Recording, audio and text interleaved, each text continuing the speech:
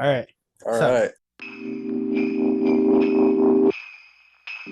how's it going, everyone? Welcome to Will It Be a Classic, the show where we talk about movies from the last couple of years and speculate on how they will be regarded in the next few years. Um, for this episode, we are talking about First Reformed, an A24 movie written and directed by Paul Schrader, starring Ethan Hawke as a priest. Um, so I'm here with my friend John. Yep. And you actually suggested this movie. Yep. I did. So I guess the first question is, do you think this movie is going to be a classic? I think that this movie is, yeah, yes, is my answer. It kind of depends on how you define classic, but I think that it's of the movies I've seen that have come out in the last decade. I think that First Reformed, as far as American films go, I haven't seen everything, but it's a really strong one. I think it hits its themes really impactfully. I think Ethan Hawke's performance is insane. There's a couple I mean, it's not a perfect movie, but I think it's like one of the greatest made recently. And I think if anything will keep it from like having like big like kind of classic recognition is that it's Right. kind of like hard to approach, It's you a know? very subdued movie, and it's got at like I remember rewatching this movie towards the end of it. I was kind of like I was very like perplexed was like the best word I could use to describe it because like the order of events that are happening is sort of like you can see where everything's going, but how it's happening, it's unnerving without anything really like Yeah. too horrifying necessarily happening, even though there's like a suicide about like 45 minutes into the movie. Hmm. Um, there is something that's very just unnerving about this movie that it makes it, I think, for the general public is going to make it a little hard to approach. Hmm. I recently was talking to a friend about it, and I described it as it's kind of like watching like a stick of dynamite, like the fuse going towards the stick of dynamite. It's like Right. nothing's really happening, but I know something's about to blow up. It's a movie Yeah. where like you're like it's getting there the whole time. So I guess a slow burn, Oh, for but sure. you're on the way to something really intense. Now, I didn't when this movie was like coming out and was released, I didn't see any marketing for this movie. Did you watch any of the marketing or trailers or anything for this? I have no clue how I got put onto it. I'm I know it was showing at a theater near me, and I Oh, just kind okay. of ended up there.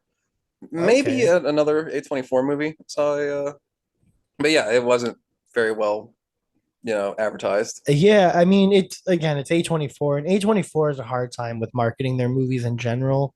So I'm curious to see how this movie would have been marketed because watching it I'm Hmm. like I don't know how you would cut a trailer together for this movie without like completely missing the mark of like what this Right. movie is about. Because I mean you could edit this movie to be a horror movie easy, But that's not what it but that's is. not at all what it Yeah. is. You could also edit it to be essentially like a taxi driver 2.0, which is basically what That this is what it movie is. is. Like this is really taxi driver 2.0, Yeah. just instead of a taxi driver it's a priest. um Hmm. Now there's something that happens at the end of the movie where Yeah. How in spoilery can we get? we can say whatever we want, full Okay, cool. I spoilers. want to talk about the Yeah, full ending. spoilers because the ending is so strange. Personally, I think he actually killed himself. That's I didn't ever interpret that, but since in the last week I've been kind of talking to people about this movie, a lot of that's a big Right. interpretation. You took it at face value, or you took the ending at face value? I did, yeah. I when he doesn't kill himself, I took it as he literally isn't killing himself. Okay. But yeah, Well, continue. it's just the I remember the first time I watched First Reformed, I was and I watched it and I saw it and I got to the ending and I was kind of annoyed because I was Hmm. sort of like, as you said, it was almost like a stick of dynamite going. but right at the end, the fuse just kind of went out. Yeah. Yeah. And I was just like, what the fuck? So that was Right. a little annoying, but You wanted to see him blow up the church it, or kill himself. it's not necessarily that I wanted anything. I mean, it's almost like you're waiting for something to happen. Like this Right. whole movie, it's a very slow, methodical, almost like stagnant sort of movie. Hmm. And you're kind of, you are feeling this building tension and everything. And at the end of the movie, he puts this like this suicide vest on, and he sees this woman that he's kind of been consoling for the last while, played by Amanda Seyfried, who shows up to the church that he's about to like blow himself and everyone else up in, and he's like, all right, well, fuck, I can't do that. So he takes off the vest, and then he wraps himself in barbed wire, Yeah. which I've tripped on barbed wire before. It hurts so bad. He's got pure willpower, man. Yeah, I guess so. But then he gets the cup of drain cleaner, which is um So badass. it yeah, so badass. What rewatching it, the scene where he has the drain cleaner when he's fixing the toilet, I was just Mhm. like, I was like, yeah, he's Yeah, gonna drink it. I forgot what that's called. Drano. No, Oh, there's a term in movies. oh, like the Something Chekhov's gun. yeah. Yeah, And that's what the drain cleaner was. And so I was sort of like, all right, that's cool. And then when you the see barbed wire too. He finds like a rabbit in yeah, it. oh the rabbit or the squirrel or whatever it Hmm. was. And then he's about to drink the drain cleaner, and then Amanda Seyfried shows up, and they like embrace each other and kiss passionately and everything like that. And then the movie just cuts, like Yeah, hard cuts. yeah, Um, I think he died. right. Because the whole time when like Ethan Hawke and Amanda Seyfried were kissing, she's like rubbing his back, and I'm like, the barbed wire though, like how does that not hurt? Like that's gotta True. hurt so Yeah, bad. right. And like she doesn't care about the blood on him. She doesn't give a shit about the fact that he was about to drink drain cleaner. She doesn't like. She's Yeah. just looking at him like my husband blew his face off like 3 weeks ago. I Sometimes just that's the aphrodisiac. I No, yeah, it's like a total fantasy. yeah, and again, and it's And the in that moment, that's the first when she walks in the room, mhm, that's the first and only moment in the whole movie where light is filling that room. mhm, It's gone from dark to light, like I yeah. mean this movie's in I guess worldview is pretty bleak. Oh, The it's a thing very that bleak we're movie. walking Yeah. through a very, very sad version of the world. And it's in my opinion, a pretty accurate version of the It's world. very realistic. Yeah. And in that moment, it's kind of like this emotion fills the room, literally, like light rushing in. Yeah. And I totally see what I didn't think about that as a interpretation of he's like now kind of like an Right. afterlife You actually think hallucination that or like Amanda something. Seyfried was like his actual like salvation, quote unquote. Kinda, yeah, yeah. Well, I don't know. Um, but I think there is a lot to that you can point to say that the priest kills himself. Right. Um, but that when I watched it, the thing that does for me is it kind of makes me think, then what is this about? Mhm. If he's killing himself at the end, I don't know how to interpret the movie. I see his reject like this is a movie about a man who's so troubled with social issues that he goes mad pretty much and wants to act violently Mhm. on these feelings of despair that he's going Right. through. And that's also what Taxi Driver is about. An alienated person who is driven to violence by social situations. Yeah. And Taxi Driver ends with Travis Bickle going for the violent act Yeah. and killing people, and then getting kind of celebrated as a hero. And like that is almost definitely like I interpret that ending as a post-death hallucination, the Taxi Driver ending. Really, I And it's this one to yeah. me feels a bit like a rejection of how Taxi Driver ended. Mm, Instead of turning to violence like Robert De Niro does in Taxi Driver at the end, Ethan Hawke rejects it and chooses to stay in the world despite this despair that he's going through, because that's the whole movie, is hope right. versus despair. And I Yeah. interpret that ending as we're just ending on a note of hope, you I know. I guess I feel like it feels like there's a it's like hope and despair, and then there's also like the conflict I feel that like Ethan Hawke is facing is like what what is righteous? Like he keeps saying Mm, like will God forgive us? Like mm-hmm. throughout the movie. And because it's like, he finds out that the mega church that owns the First Reformed Church has ties to this company that is involved with like pollution and climate change and everything like that. And Right. so it becomes a very like activist driven movie. Mm-hmm. Um so I guess what I was kind of getting out of it was like righteousness from what you're taught and then righteousness from like what you believe and like Absolutely, what like yeah. from like within. So it's like I feel like Ethan Hawke is constantly like, what should I actually be doing? And so I guess it feels like at the end of the movie he's kind of like, i I'm done, because there is the one scene also where Cedric the Entertainer is the is All-star yeah, performance of this movie. yeah, Ethan he's Hawke does great, yeah, but the Cedric real the spotlight. Entertainer is in this movie and he does a great job. But there's a scene where Cedric the Entertainer is telling Ethan Hawke like, you are always in the garden. Yeah, I like that scene. It's a great scene, and He's so good. he's great in this movie. But he's like, you're always in the garden, and so I feel like it's, if you follow kind of the timeline of events with like stages of the cross and everything, and that whole Hmm. thing where Jesus was in the garden right afterwards he suffers and dies. It's kind of like Right. Ethan Hawke after that conversation basically suffers, and then again to me it's sort of like he dies, and it's sort of Hmm.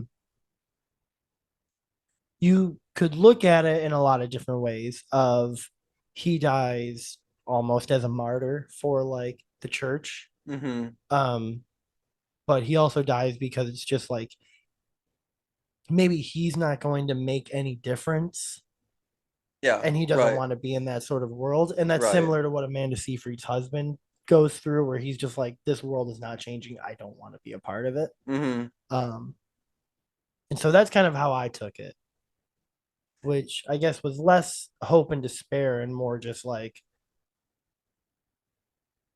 what's right, what's wrong, and where's that gray Right. area. And like the your agency Mm-hmm. within like these these issues, Right.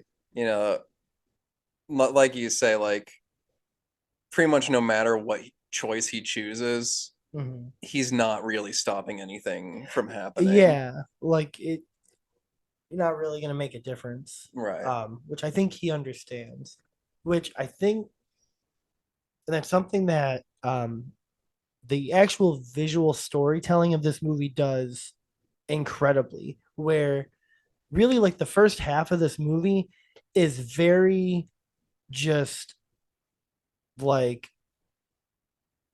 still shots. Like the camera is not moving. The camera is Yeah, just on a right. tripod and is still. But then as the movie progresses and Ethan Hawke starts losing more and more hope and falls deeper and deeper into Hmm. despair, the camera starts moving more. The sound, like the score, actually starts building a little bit more.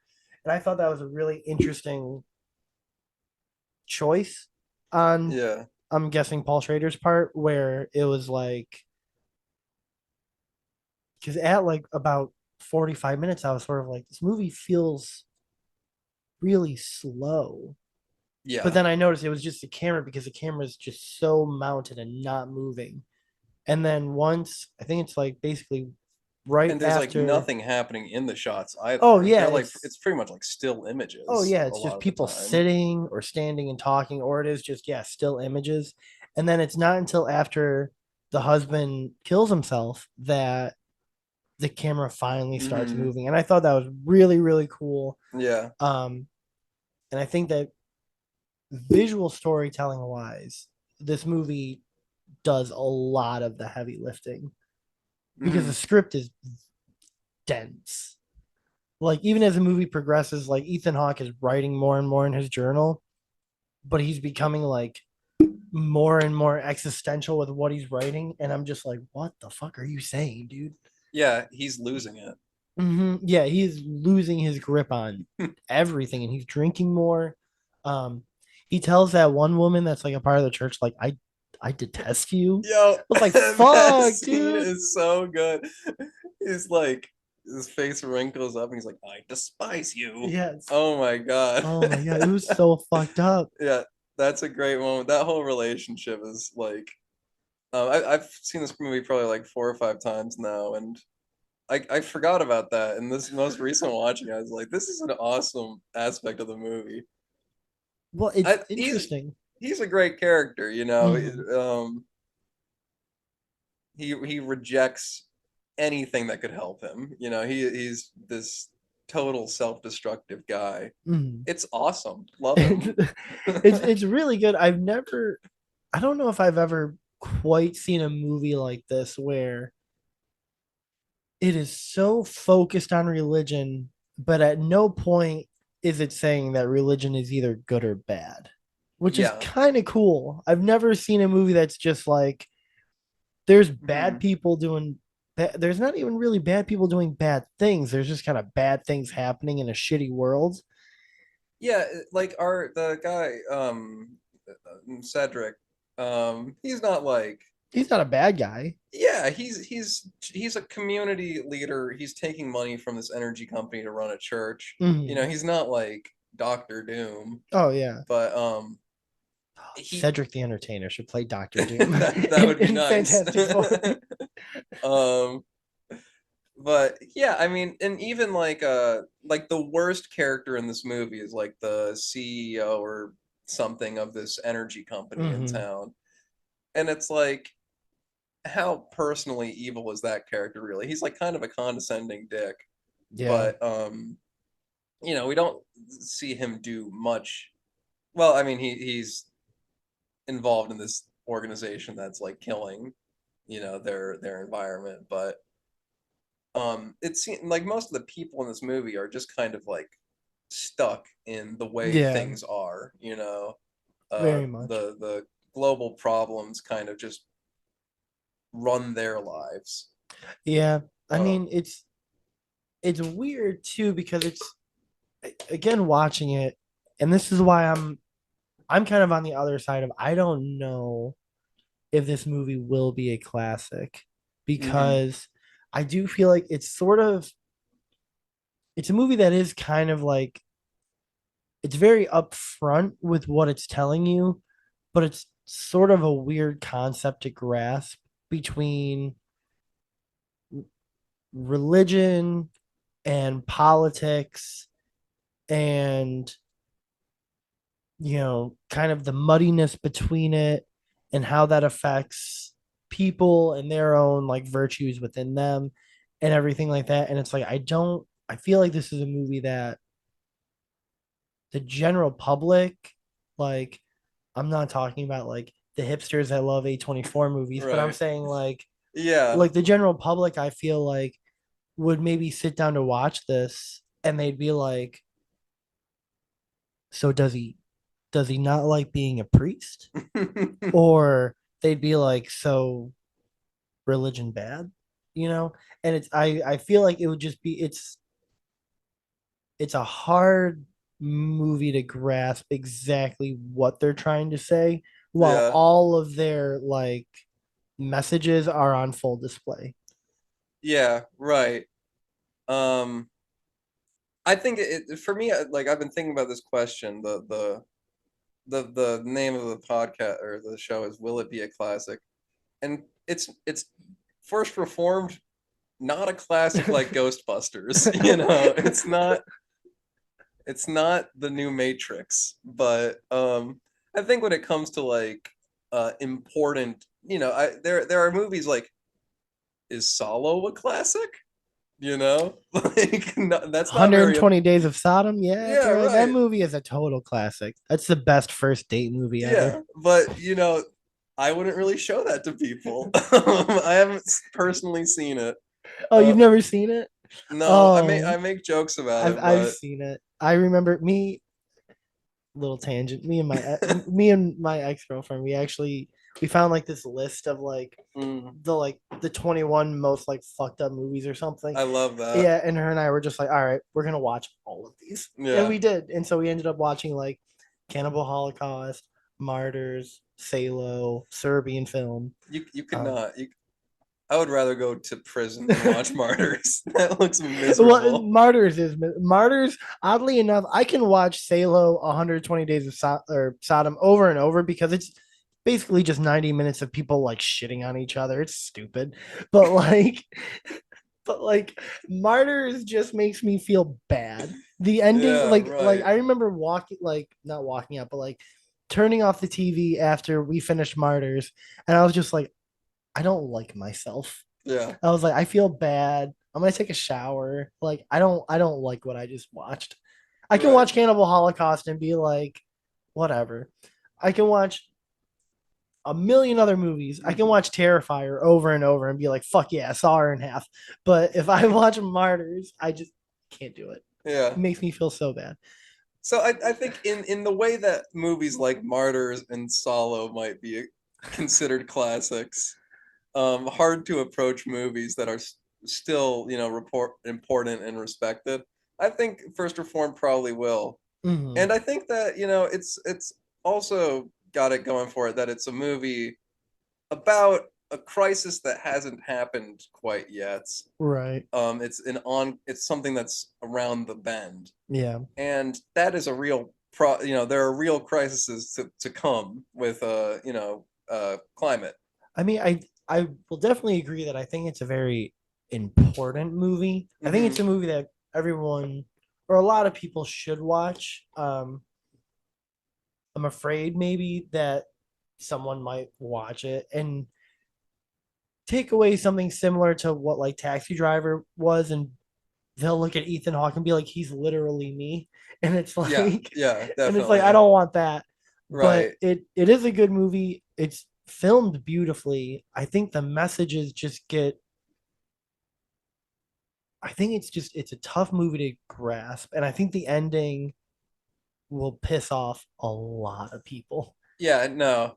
It's one of the ones where it ends and most of the people in the theater are get up grumbling. Yeah, like it ends in a similar way to kind of a lot of A24 movies, but the one that it brought me to mind instantly of was Saint Maud. I don't know if you ever watched that. That ends with her like burning Yeah, in she like the sets I herself on haven't fire seen on the that one, beach. but Yeah. and it's Um like, is she really on fire? it's It's, yeah, it's kind of ambiguous again. right. Yeah, like Saint Maud and First Reformed are actually that would be a good double feature for Yeah. just A24 hopelessness Yeah, is right. religious hopelessness are those two movies. Hmm. But I think First Reformed will be considered like a classic among like the A24 peeps. Right. Um, but I will say that even for an A24 movie, this film's a little slow. Yeah, And that's this for movie is slow as A24. fuck. Like Yeah. This is a movie where like not much happens. no. You know, it's really just watching a guy can just lose his marbles. And like slowly move like loses marbles, Yeah. and you don't even really get to see him actually lose his Yeah, marbles. yeah. He's just kind of like oh, but like once Yeah, the you bag's don't see the about to marbles fall, spill. yeah, you don't actually see it fall. um and again, I do feel like a couple of people are gonna watch this movie and be, maybe left a little blue balled at the end, Yeah. being like, no, no explosion. Yeah, Like what right, happened? right. um no drain cleaner, what happened? And it's like, I don't I I feel like those kind of things are what's going to keep it from being regarded as a classic Mhm. by the general public because I think they'll like I don't even know how many people have actually even heard of this movie. I think Like it's an under the radar it's a one. very under the radar Um, movie. I I am usually like in my life, I have in 100% of the conversations I've had about First Reformed, I'm the one bringing it up, and people usually don't know what I'm talking about. Which is great for me because I just love to describe the plot of movies to people. I think I remember when you asked me about it, and my thing was like, "That's the Ethan Hawke Priest movie, right?" I Hmm. was like, because even I barely remembered it, Yeah, and it's like I love A24, but I was just like, I would say it was just I such would an odd need. poll. I never expected you to be like, "Hey, Mark, you ever see this hopeless movie?" it's it's I would say I don't know, I can't think of every A24 movie off the top of my head, but I think it might be my number one. Good time. Oh, Good Times Yeah, Good A24. Time is A24. I do love that movie, but I think I might put First Reformed personally above Good Time. We're in Wow. two very different lanes, but I think the message that I get from First Reformed of is really inspiring to me. I think it's a movie that is just packed to the gills with wisdom and heart, and also for a movie where nothing happens, I find it extremely exciting. It's The extremely engaging. Like right, I was never necessarily, I don't want to say bored, like, yeah, but I was always interested in what was happening. Like the script is pretty solid. The acting is insane. Like whenever Ethan Hawke and Amanda Seyfried hmm, were on screen together, or whenever Cedric the Entertainer came up on screen, I was like, "Oh, what's up, man?" And then, like, yeah, I was always just really excited, and it's a movie that feels very cold. Also, like watching yeah, it, I felt just like cold. yeah, Um, it's beautiful to look at. I love the scene. I think my favorite shot of the entire film is towards the end when like the sky's like pink, like the pink morning sky, and Ethan Hawke is standing right there, like yeah. a That shit silhouette. is tough. It's a beautiful shot.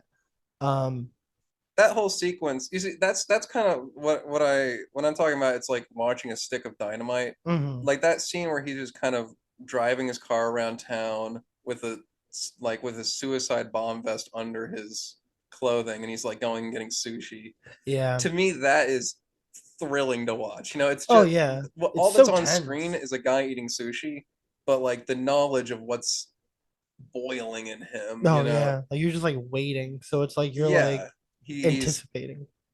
yeah, I can't take my eyes away from him.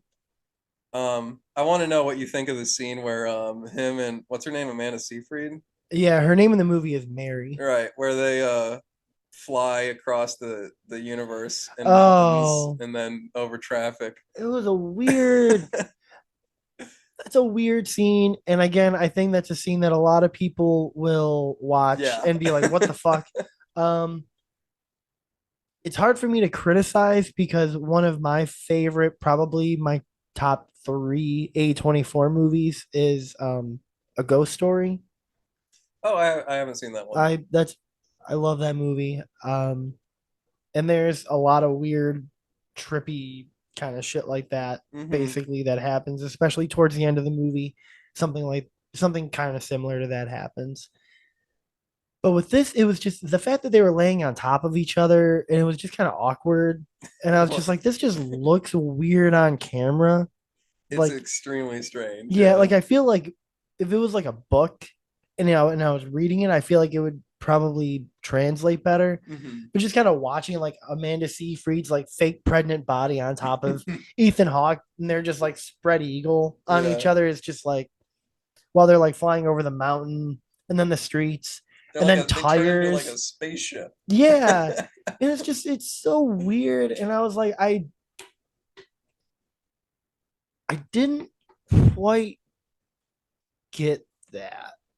Like I understood that she wanted the intimacy without anything, and that was something that her husband used to do.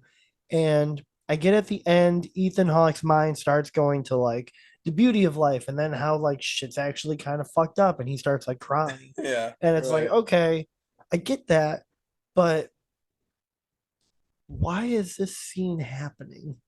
It Like, I feel like both were yeah. being conveyed without this needing to happen, Yeah, I think it was like a huge risk to especially for make a that movie move. that's so grounded otherwise. Right, yeah, right.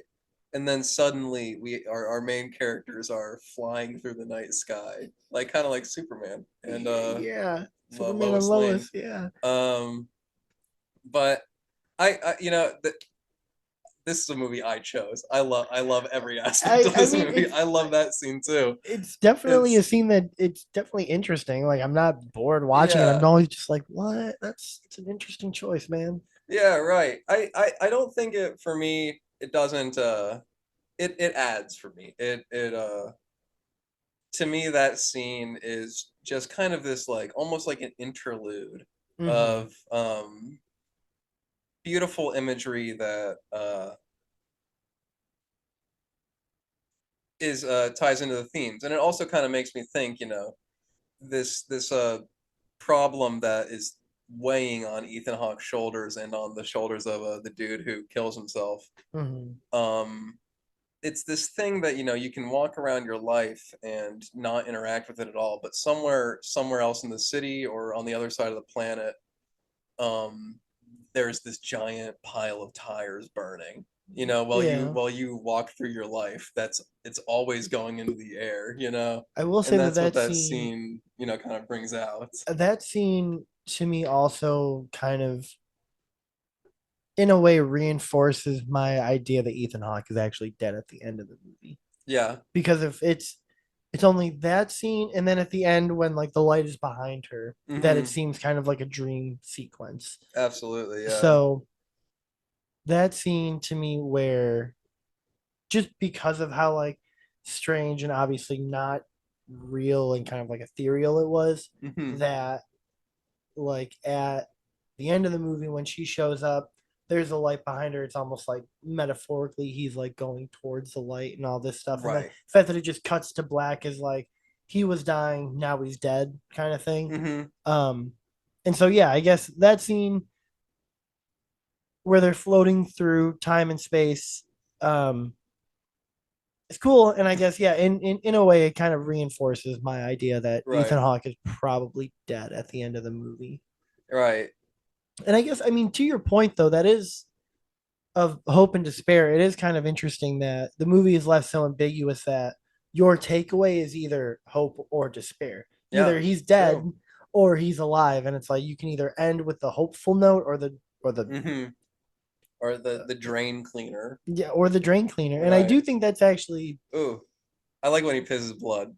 Sorry. yeah, that is great. Yeah, I love pissing blood too. It's fun. Yeah. Um, but no, it's like I mean, he does have stomach cancer, so it's like he's dying anyways. I feel like it's Yeah, also that's him that's like a that's dying a on his good own point. terms Is and this stuff. character is pretty much dying. Yeah, like he's got like stomach tumors and stuff like that. Um, And and it's it's interesting that his character is what I it's kind of when I think about the motivations of Ethan Hawke's character, and I find myself kind of like flipping between things. mhm, Um, there are times where it feels like his motivations are to act in a way that will, kind of save life and protect the world. But he is, somebody who himself he is like the Earth's systems are failing, his mhm. body is failing, Yeah, and there's these people on the outside trying to help him, but he rejects it. And he's kind of this micro version of uh our planet. yeah, right, Yeah, of climate change. kind of. Yeah. Um but I think about like his motivations, and it's like sometimes I feel like he's driven to preserve life or act morally, or he's trying to find like what the moral answer to the questions he's up to bat with is. Hmm. But then I also see that maybe this is just if I like kind of psychoanalyze the character, maybe he is just a self-destructive person who is going off the deep end. Well, I think it And was because what Ethan Hawke said in the movie that like he was married, lost a kid, right, and then lost his and then left wife left life him. left them. Yeah. So I think it's what since then, since he became a priest, he's kind of like slowly descended, which again kind of muddies up this thing of like, so is religion good or bad, or is it not Yeah. really a thing? Because it's like it seems like religion has sort of made Ethan Hawke second guess himself so Hmm. much to the point where he now thinks that he isn't really worth saving or worth forgiveness, which is why he Hmm. keeps saying like, "Will God forgive us?" Which Right. is like is to me that seems like the biggest theme, I guess, Hmm. throughout the whole movie is these choices that you make. You know, if you pollute the ocean, if you kill yourself, if you wrap yourself up in barbed wire, if you whatever, The like choices we make every day. yeah, it's Am like I gonna pollute the ocean or wrap myself up in barbed yeah, wire? but it's it's like, will God forgive you for that Hmm. choice? And so I feel like at the end, when he I when I think he kills himself, Yeah. I think that's him when he finally sees Amanda Seyfried's character with the light illuminating behind her. It is like I think he forgives himself more than will God forgive us. I think a lot of it Mm. is like, will you be able to live with yourself and kind of thing. And Mm. so that's kind of my takeaway with like, I guess the moral of it. Yeah. Right. Um, I don't know. It's a weird movie, man. It's like it's a weird movie, and it's a weird movie by not being all that weird. Yeah. It it Like, it stays pretty grounded at a couple points. It just jumps into space. yeah, for like But like a 3 minute sequence, it's right. they're just floating through time and space. But that's rare. When is there a movie that has like shots of Ethan Hawke's face that go on for like 45 seconds, you know?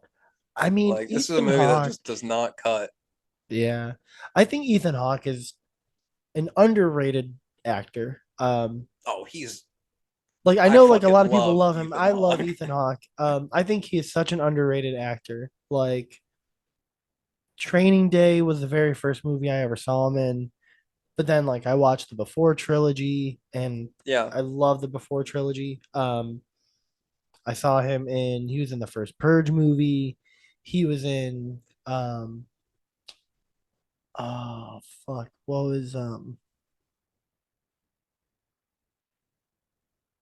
he played Chet Baker, uh What? jazz musician in a movie called Almost Blue. Oh, I've Um never heard of that. yeah, That's cool. it's a really good What movie. era is that from? Uh early mid 2000s, I think. He plays Chet Baker, and it's a good movie.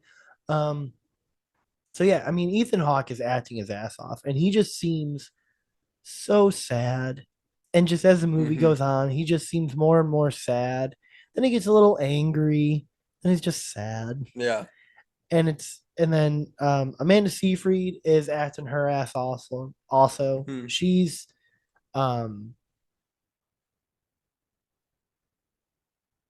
she like is like a silent like hero in this movie Yeah. where like she's doing a lot of heavy lifting with her scenes with Hmm. Ethan Hawke just by her like expressions, her body language. Hmm. Um so I think that if people do watch this movie, I think that they will at least appreciate the acting. I think they'll appreciate the Yeah. cinematography, the fact that the movie looks gorgeous, the aspect ratio of the movie, Yeah, which is right. like Yeah, absolutely. which is like That's off-putting too. yeah, I think the There's aspect ratio there's is so like many things. one. It's like 1:3 by 1 or 1:13 by 1 or something like that.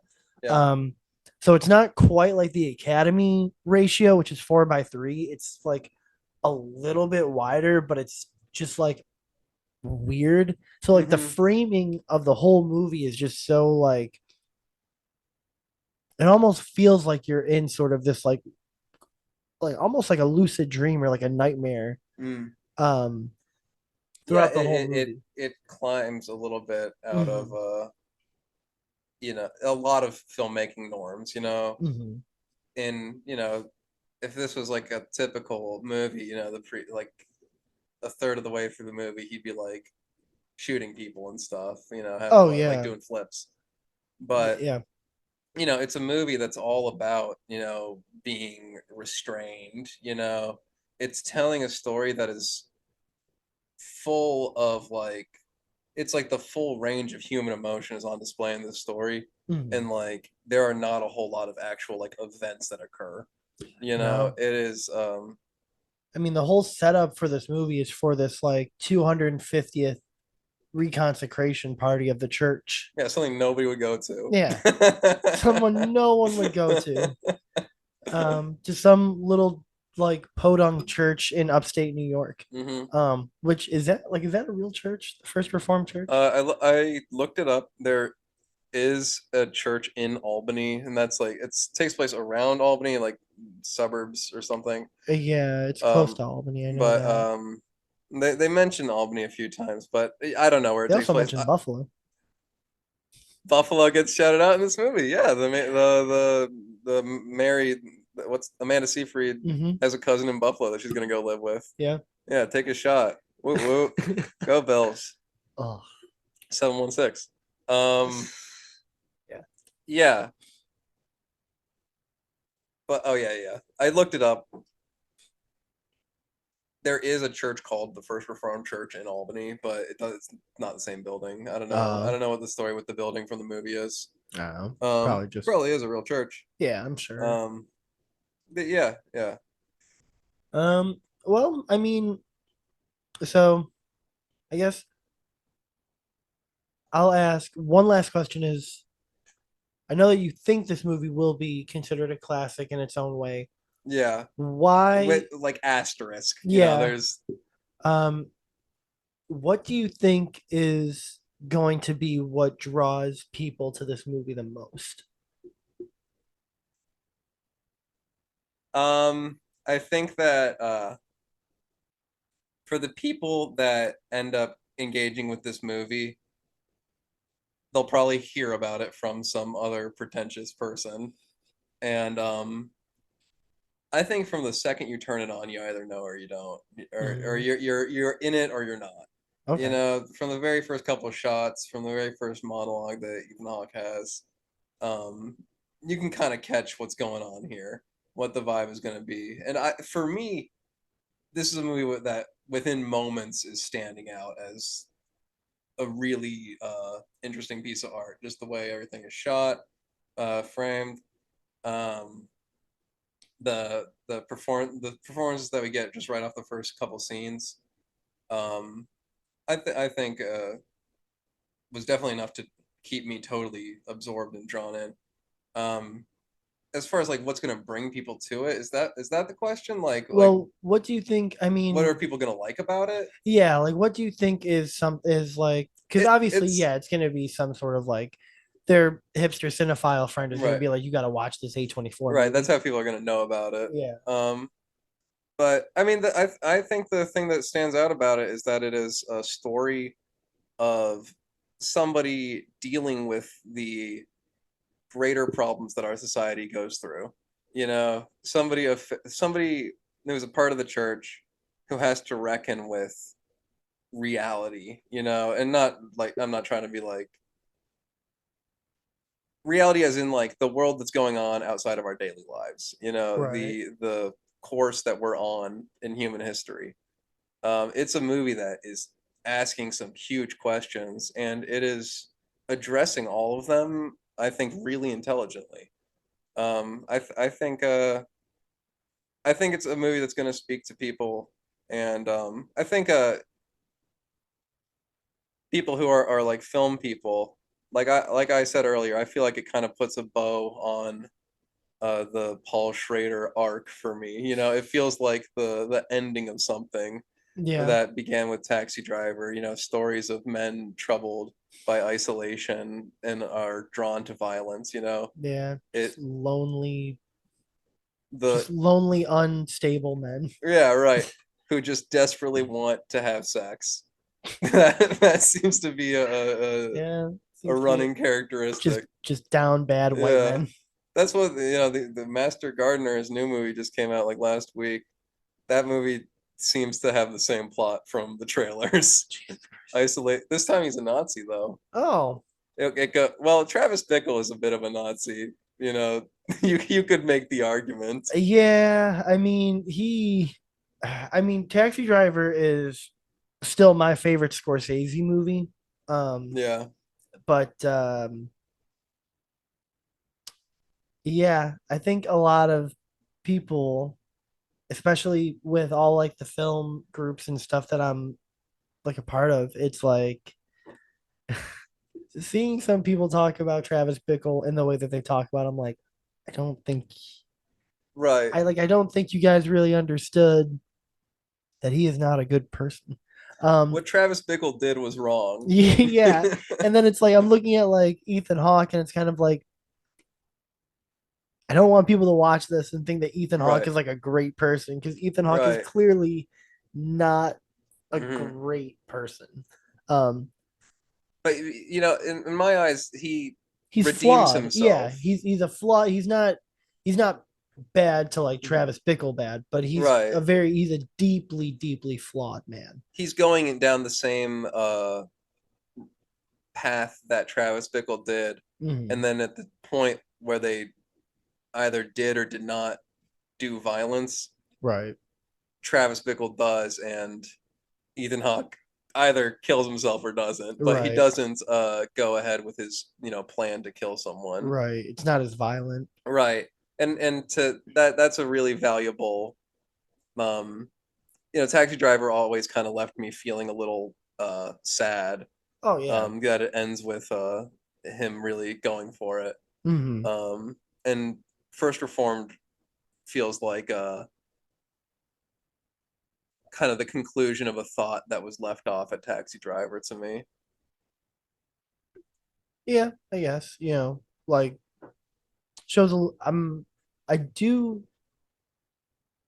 in the same way that I don't like that we didn't necessarily see the bomb go off Hmm. in a metaphorical and literal sense. Yeah. I do appreciate the restraint that was Hmm. used to actually not show him dying or Yeah. other people dying. I do kind of appreciate the fact that it was left so ambiguous to the point where and again to your point, it's like your takeaway is either hope or despair. And Hmm. I actually kind of I have a Well, newfound I think appreciation for it it's at a that point. movie that it's not like, are you hopeful or are you despairing? But I think it's a movie about how every person is Mhm. constantly being confronted by things that should put us in a state of despair. Right. And do we have the bravery to have hope? You know, Yeah. um, the bravery not to blow myself up, you know, Every day. and to continue to confront these issues Um, living. yeah. I mean, so yeah, it's a good movie. I mean, Yeah, even First though Reformed. it's a great movie, even though I'm not sure what the takeaway would be. It's a movie that I would still strongly recommend people go out and Yeah, watch. yeah, It's not, for it's sure. not really a movie that I would say get a bunch of your buddies and get drunk and watch this movie, but No, it's a good, very kind of introspective, existential kind of movie. I think kind of there as aren't you gonna be said, like guys quoting it like with like no. I had a Taxi Driver poster when I was a kid, and it was Robert De Niro with the gun in the mirror, and it said like, "You talking to me?" There's You not know gonna that be line any was of that ad for libbed too. First Reformed. No, I didn't know Yeah, that was that. ad libbed. But yeah, there's not going to be any first There's reformed not gonna be quotes dudes with like except for maybe like posters "Will God of, forgive us." yeah, I could see that one. him on a bicycle, and it says, "It's crazy how good it feels to ride a bicycle." I love that moment. I It's a love good, when he yeah, goes and rides the yeah. It's bike. been like 20 years since I've It ridden a is bike. so relieving when he gets on a bike and is in a good mood. You know, Yeah, it feels so good to see him in a good mood in that movie. yeah, that is true. Um, so yeah, I mean, again, First Reformed. it's a recommendation for me. I know it's you said it's your favorite A24 movie. It's not only is it my favorite A24 movie, it is in my, I don't like, I couldn't list my favorite movies off, but anytime the question comes up, like, what's a favorite movie of mine? It's one of the first ones that comes to mind. Wow. I truly love this movie. It is a really good movie. Again, it's beautifully shot, incredibly acted. Um, yeah, I would definitely say check it out. Um, Thanks for watching Will It Be a Classic? John, do you have anything you want to say? No. No? All right. Cool. See you guys next time.